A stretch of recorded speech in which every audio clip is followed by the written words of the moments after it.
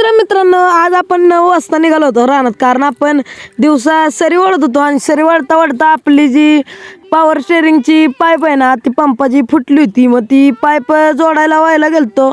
Pipe वगैरे दुसरी आणली, पण परत आता ही जोडायची होती आणि जी राहिलेली सरी होती ती बी ओढून घ्यायची होती.